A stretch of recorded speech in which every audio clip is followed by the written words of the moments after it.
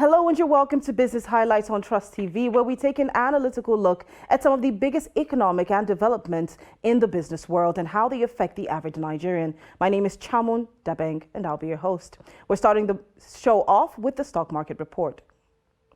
Now, the Nigerian exchange group NGX closed in the green despite sell-offs in buy interest as bulls took control of the situation and raised the overall market by 9 basis points. The all-share index ASI, which closed at 49,695.12 points, increased by 0.09%. The market capitalization increased by 23 billion naira to close at 26.8 trillion naira in a similar vein, while the year-to-date returns were 16.34% since the year start. The stock market has increased by 6,978.68 basis points. Sector-wise, 4 of the 5 key indices of the Nigerian exchange closed in the green with increases of 0.06%, 0.44%, 0.87%, and 0.15%. For the NGX consumer goods, insurance, banking, and industrial indices respectively, and declines of 0.16% for the NGX oil gas index.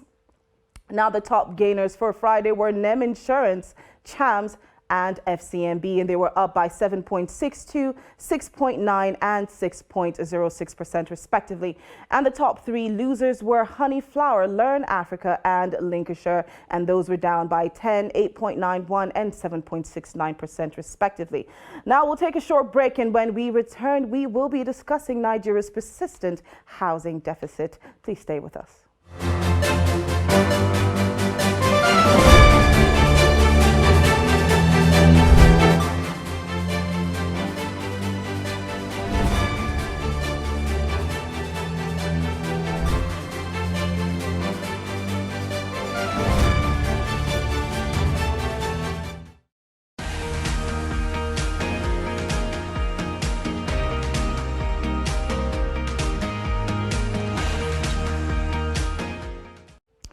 You're welcome back to Business Highlights, and once again, my name is Chamun Dabeng. Now, there are certain basic amenities that every individual is entitled to, one of them being housing.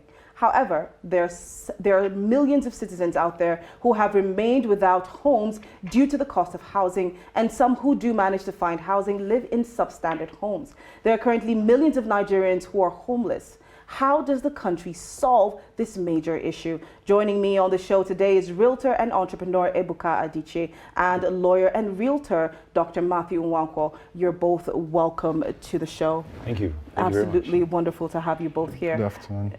Now, it's been estimated by the World Bank that Nigeria's 200-plus population by 2050 is going to be hitting about 400 million. So as you can see, we are in a bit of a time crunch. We do need to fix this issue as quickly as possible. But before we get to hear from our guests in the studio, let's take this report. Let's take a look. Builders and other players in the built environment in Nigeria said the country housing deficit has been increasing every year due to the country's rising population. Amid the increase in housing deficit, they noted that many Nigerian cities had numerous empty buildings, though most of these buildings were located in highbrow areas. Some Abuja residents narrate their ordeal on their experience on the issue and call on the government to review the housing policy, especially in the Federal Capital Territory. There is no political will. Number 2, there is no house policy. There is no housing policy. Number 3, they have turned it into business. And wish they are always looking at it. Okay, look at example now. Look at all the estates you see around. 80% are empty because of the money, because of the income. And you know, most of the masses, they are struggling to live. Look at the end of the day, this estate, only money alone you are paying for the maintenance and all those subcharge. Some of them is about 300 to 400 every. I'm not talking about the rent, the subcharge. And with that subcharge, is unable to some people to go and take. While some people have different views on the issue, saying since Abuja is the power city of Nigeria, it will be difficult for poor man to reside. Just like you mentioned, Federal Capital Territory, it's just like it's no longer affordable for a normal person, a common person. You see the way demolition comes now and then you know there's nothing like check and balances. You know, anybody that is able to build a particular house or something, we just target anything they want and nobody's checking that. I'm talking of based on my own experience. The small village where would they stay, where they call that keep you inside the Jabi here. The village itself is self-contained, bros. No be everybody feel pay. A self-contained for that keep is like some are paying 200, some are paying 200 plus, some are paying 180. According to statistics, a non-political, transitional, and an intergovernmental organization, International Human Rights Commission, had decreed the growing number of homeless people in Nigeria and put the country housing deficit currently at 28 million. All right, you got to hear from our fellow Nigerians out there. Now, I would like both of you to speak. Both of you are realtors. How would you, assess this situation? Well, couple of issues. Number one, you, as an investor, you go out, you buy a piece of property. It's not cheap, right? Whether in Abuja phase 1 or phase 2, it's not cheap. And then you decide to build. Now, 80% of building materials are imported, so you have that imported inflation that comes with that. And so when you put it out on the market, either for sale or for rent, you expect it to recoup your cost of investment within 10 to 15 years, right? And so that automatically just makes your rent what it is. That's basically how it works. So that's number one. Number two, most landlords will ask for 2 years, right? And that's something most Nigerians complain about. Landlords asking for 2 years rent for a brand new house. And I'll tell you why. Because the laws that we have, and we have a lawyer here, he can verify that the laws that we have are so much lopsided to protect the weak. And the weak in this instance will be seen as the renter, as opposed to the investor who has that property. So basically, they're the ones at the disadvantage. Yeah, so the investors are the one at the disadvantage, because if I try to get my rent back, rent from someone and he says he doesn't have, he can run to the court, and then the court will put a stay of action, and then I can't do anything for the next 1, 2, 3 years until that matter has been resolved. So that's dead capital to me. Somehow I still have to be able to find money to pay for the mortgage, assuming I took a loan from a bank to get that particular property. So it's these kind of issues that will make any investor say, oh, look, I want 2 years in advance, and I can't do per month, because you never know how the person's fortunes are. So those are two big issues that needs to be addressed. If you want to go down the line, you also have to talk about the racketeering going on within the real estate sector, whereby it's not, the lands are in a few hands. The lands are in a few hands. And when I talk about lands, I'm talking about lands that are documented, that have title documents, that are usable, right? That you can use to go build. They're in a few hands. And so that's a problem to ensure the democratization of wealth. It starts with land ownership, and I don't think we've quite gotten that. Right. All right, Matthew, I would like you to respond to some of the things that Ebuka just said, especially this 2 years issue, looking into the legality of this request. How does it, bode well with Nigeria's legal system? Well, I think we basically need to look at it from its foundations, and by that I would refer to the legal and institutional framework for what I would like to couch as affordable housing, because that's become the current norm, or name, if you like, for affordability of shelter and the right to shelter as enshrined in Section 25 of the Universal Declaration for Human Rights. But fundamentally, our Constitution basically categorizes shelter in Chapter 2 of the Constitution, which is fundamental objective and directive principles of state policy. So when you look at that, shelter as a basic right or affordable housing, the government did not envisage that it would become a basic right which is enforceable by the average citizen. And that's for good reason, we're a developing country, so how do you as government possibly provide affordable housing for everybody? What you can only do is provide for at least the majority, or what he refers to as the democratization of wealth. So, and Chapter 2 provisions are not enforceable. So you cannot take the government to court to say, oh, I have a right to affordable housing or to shelter. They are merely aspiratory to guide government policy. So I think that is a problem fundamentally, before we even go into the rudiments of the Land Use Act, which is the primary legislation governing land ownership in Nigeria. All right, so I would also like you to speak to the issue of racketeering, which Ebuka also brought up, and he said something quite interesting, where you basically said that the developers are the ones at the disadvantage. Now, where does this place the people, especially the ones that are earning 30,000 naira on a monthly basis? I think it's generally symptomatic, you know, where you have functional laws, then it trickles down.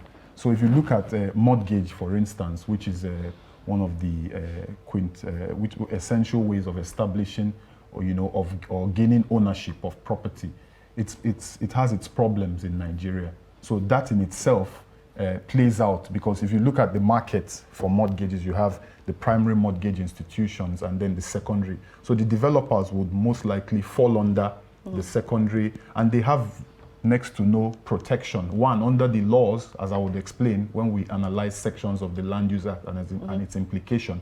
And then even the average man is at the tail end of the food chain, because not only has the purchasing power of the average Nigerian dwindled in light of our socioeconomic realities, but the law in itself is fundamentally flawed.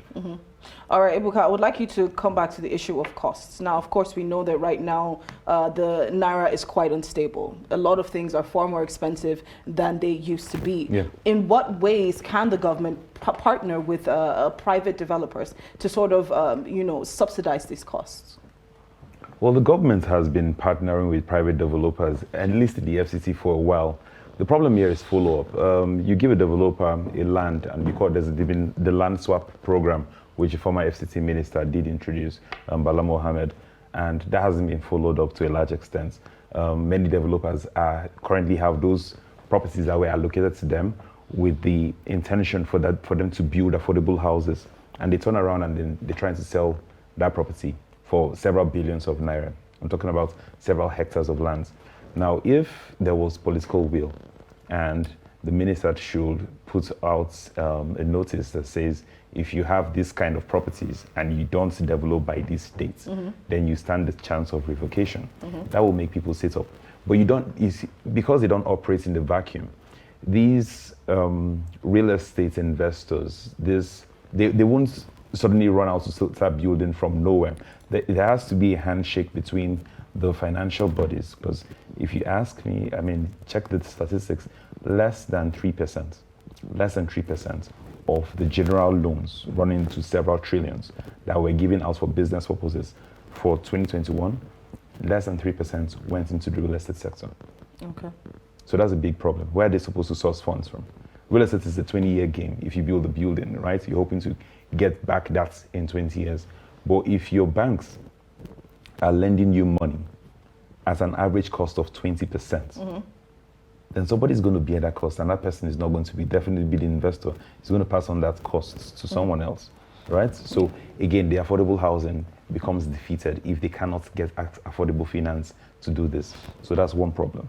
Okay. Second problem would be, how then do you find ways around this? Number one, we need federal governments to be more involved in providing the infrastructure, right? To enable these people go and build estates in faraway places, far from like Bude, Gude. I'm talking about Abuja Phase 4, right? There needs to be infrastructure provided there. But however, under the Land Swap Act, it says, look, you the investor, you the real estate investor should go and provide the infrastructure, and the government takes 20% of whatever lands are located in that region. That hasn't quite fared well. A good example would be the Centenary City. That's an example of a Land Swap Act, right? Look at the costs there, then tell me if that's going to be anything close to even affordable housing. It's just not working. It's just not working. The policies have to be reviewed entirely. The legal framework has to be amended or adjusted so that it fits the current realities facing us. I think there's a lot of work to be done there. All right, so you don't see affordable housing in Nigeria coming to fruition anytime soon? Not anytime soon. Not under the current framework that we have, no. And when we say affordable, the primary mortgage bank is the Nigerian Housing Fund, right? That only gives you 15%, 15 million naira rather. 15 million naira, that's the maximum that can be given to you as mortgage to afford a house, right? but there are no houses going for 50 million naira. Very few houses are going for 50 million, and they're bungalows. Here in the FCT, you don't even get approvals to build bungalows anymore. So that's a problem.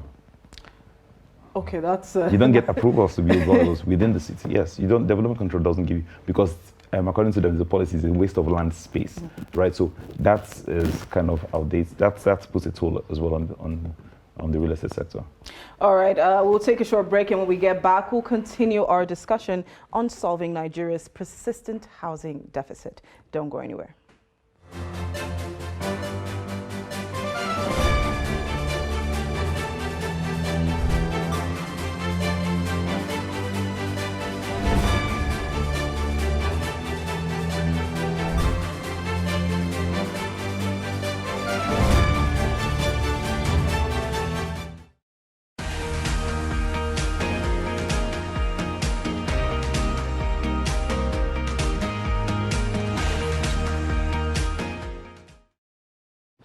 You're welcome back to Business Highlights on Trust TV. And once again, my name is Chamun Dabenga. I'm currently here with Ebuka Adichie and Dr. Matthew Nwankwo, pardon me. So we're currently taking a look at Nigeria's housing deficit. There are several millions of Nigerians out there that currently do not have shelter. And there's several causes to that, of course. Affordability, which is one of the biggest ones, and accessibility to land is also a major issue. And these are just some things that we're currently dealing with. But before we continue our discussion, let's take a look at some facts about Nigeria's housing deficit. Now, about 75% of the 42 million housing units we have in Nigeria are substandard. The International Human Rights Commission, IHRC, says the country's housing deficit now stands at 28 million, and it has been estimated that about 85% of Nigeria's urban population live in single rooms, often with 8 to 12 persons per room. Approximately 24 million homeless people live in Nigeria, with forced evictions exacerbating the problem. Forced removals largely target the nation's poor, and this accounts for a staggering 70% of Nigeria's population. Terrorist activities uprooted many Nigerians. Over 2 million are still displaced from their homes in the region. Natural disasters have also impacted homelessness in Nigeria. A flood in 2018 killed nearly 200 people and left almost 300,000 Nigerians homeless. Homelessness in Nigeria affects children greatly. There are roughly 8.6 million orphan children in Nigeria, many of whom live in places such as bridges, railway stations, and markets. And these are just some of the facts out there. Listening to these numbers, listening to these facts, what comes to mind currently, about Nigeria's current housing deficit? Let me start off with you, Dr. Matthew. Yeah, of course, our socioeconomic realities kind of, almost paint a picture of lack of hope, but the affordability index is low, like my colleague here has earlier alluded to, for a combination of reasons. I would like to speak to, the stringency of the land administration regimes in the country. That in itself is a setback for affordable housing in the long term. If you look at most of the land administration regimes across our states and in the FCT, the cost of registration of land is exorbitant. First there are about 3 phases, before you register land. You have the stamp duty, then the requirement under the Land Use Act for governor's consent, or in the case of the FCT, minister's consent, then finally before acceptance. And that brings about the figures to about only 3% of land in Nigeria has valid title, properly registered. And that's why Nigeria is low on the ease of doing business rankings of the World Bank, where we rank 183 of about 190 or more nations. And it's for good reason, because land is the primary means of production. And if people cannot gain access to land, whether we're talking about affordable housing or we're saying that we need to provide shelter, is a long dream. That's a pie in the sky aspiration, because first you need to liberalize land. The Land Use Act came into, was enacted or promulgated for the primary purpose of liberalizing land, but that's not what it has become in practice, because it's expensive to gain access to land. Why? For instance, I'll give an example. There are about 12 stages you have to go through before you register land. That in itself makes the process very expensive. And those who would ordinarily even have access to land to enter into a mortgage cannot. Let's not talk less of the common man on the street. You have to pay an array of fees. You have to pay VAT, you have to pay ground rent, you have to pay consent fee, you have to pay in some instances survey registration fee. So all these things make land very expensive in itself. So, and if you cannot have access to land, there's no need to, aspire towards affordable housing, because land is not liberalized in Nigeria, and that is the fact of it. Land is in the hands of a few people. First, the Land Use Act abolishes allodial title to land. And land, by its very nature, you are supposed to own land, and you have the ability to use land, either for business purposes. So these provisions in the Land Use Act, first of all, by legislation, and the praxis of having to acquire land makes affordability index extremely low in Nigeria. And that is where we have to start the conversation from. We have to look through our legal and institutional frameworks and ensure that they make land accessible to the common man before we can now talk about affordable housing. All right, so you've both basically thrown off Land Use Act and Land Swap Act. Now, for the benefit of our viewers out there, could you break down what exactly they are and the role they've played so far? Well, the Land Use Act is the primary legislation governing land. It has the same ranking as, for lack of a better word, as the Constitution, because it's Section 351 of the Constitution. Makes the Land Use Act basically the primary legislation. Then if you look at the provisions in the Land Use Act itself, then if you go through it section by section, you will see how it frustrates affordability or affordable housing. One is that land is vested in the governor to hold on trust for everybody in the state. That in itself means that you do not own land in Nigeria. The debate is long-standing for us in the legal academia. So basically, it could be taken away from you. You only have a usufructuary right, and I'll break that down. You are licensed to use land for 90 years. So you do not own, there's no allodial title. And if you follow that with Section 22 of the Land Use Act, that requires that before you can transfer your title in land as a holder of a right of occupancy, that the governor's consent must be first sought and obtained. Then you also have the governor's vast powers, for instance, Section 28 for revocation, for a couple of reasons. And in practice, this has meant that governors can revoke land willy-nilly. They can even allocate to their cronies. There's been times in our recent history where people that are under 18 years have land allocated to them, because, you have access to the corridors of power. So these things are primarily responsible. We have to go by inception. And when we look at our key provisions, our key legislation on land, that in itself tells you that there's a long road for us to walk before affordable housing can become a reality in Nigeria. Okay, so what I'm getting is we're basically walking on a 90-year rental space. That's it. In the legal parlance, we call it usufructuary right. You can only access land to use.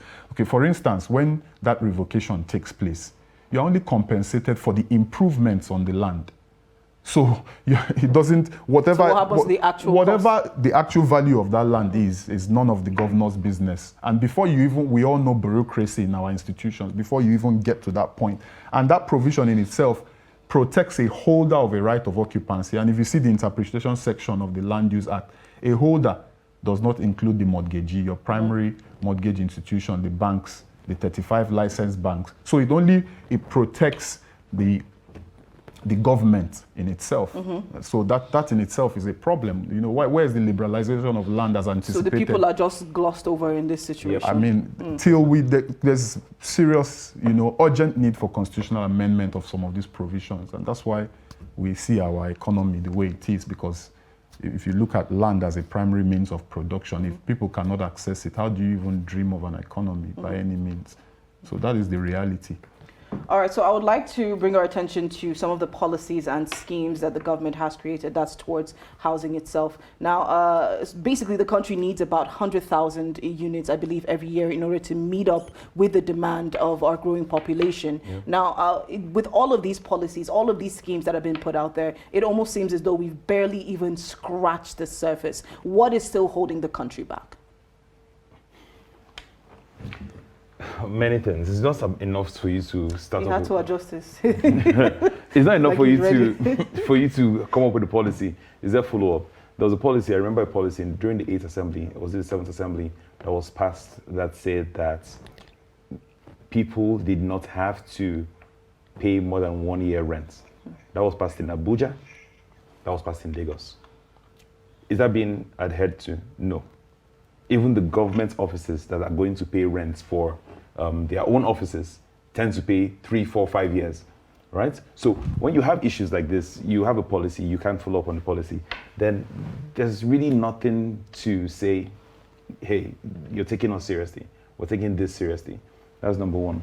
Number two, I think the governors and the FCT minister they have ways to go. I mean, we're not even stumbling forward. We're just going around in circles. They still have ways to go as it regards. You cannot have an FCT. You cannot have a city like this where you still have as much as 1/3 of the lands vacant. You tax that. You have to tax that. Mm. An empty land constitutes dead capital. Dead capital for everyone. Dead capital for the owner, dead capital for the government, dead capital for people within that ecosystem that should normally be deriving some kind of value. So normally, if you had your land, if it was a building there, then the AMAC can come and tax for environmental, there's water, there's DSTV, there's lights. You see, this is an ecosystem you've created. But when it's vacant and somebody's sitting down there, the country's losing. Everybody's losing. Everybody's losing. So that has to be seriously looked into. But when we talk about who's going to look into it, then we talk about the National Assembly. But the National Assembly are the ones that own most of these properties. So are they supposed to police themselves? I don't think that's going to happen. All right, that is a huge question thrown out there. Well, unfortunately, we have run out of time. But let me quickly thank my guests in the studio. Thank you so much, Ebuka, and thank you so much, Matthew, for being a part of the show and shining a light on this issue. So hopefully the government will buckle down and do something about this because we have too many Nigerians out there without shelter. Well, once again, we've come to the end of our show. Well, my name is Chamun Dabeng, and do not forget to follow us on our social media platforms. You can find us on Instagram, Facebook, and YouTube. Well, have a great weekend.